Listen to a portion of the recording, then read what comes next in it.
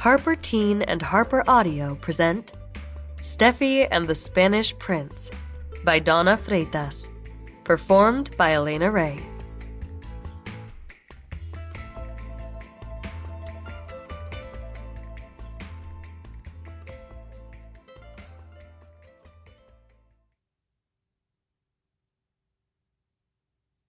To Barcelona, this city I love, and all my wonderful neighbors in El Gótico.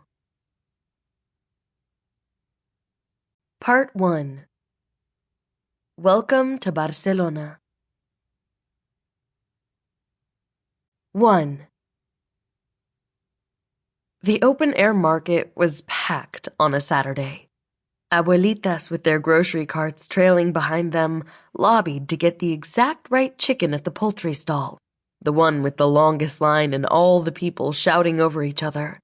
Locals filled their canvas bags full of gorgeous, colorful fruit, vegetables just picked from a nearby farm, bright yellow and orange peaches, so ripe they were nearly bursting. Tourists with their fresh-squeezed juices milled about with their fanny packs and sunglasses and baseball hats, wandering and marveling at the beautiful mountains of tomatoes, of plums, of red and green peppers, of counters filled with dozens of different kinds of olives, of stalls with barrel after barrel of nuts, rice, and beans. One stall displayed every kind of gumdrop imaginable, hill after hill of candy-colored beauty, watermelon pink, lime green, Mediterranean blue.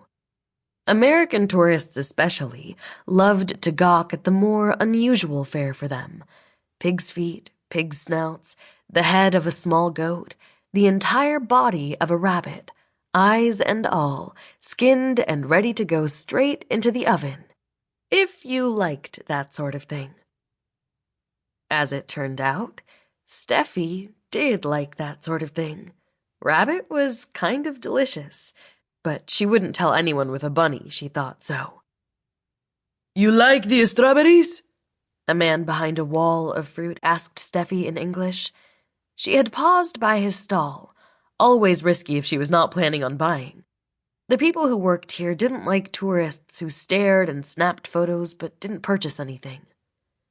"They are the best in the whole market," he shouted at her over the red and yellow and green hills of produce. "No, thank you," she told him in Spanish, even though her mother was always trying to convince her that when she was here at La Boqueria, one of the most famous markets in all of Spain, she should practice her Catalan. Everyone in Barcelona spoke Spanish, but the true language of this region and its people was Catalan. The man smiled and shrugged, as though to say, "Your loss, you silly American." Stefi shrugged back, but this time she told him to have a nice day in Catalan. "Adeu." And his eyes widened when he heard her speak like a local. She turned the corner of the aisle, headed toward her favorite cheese stall.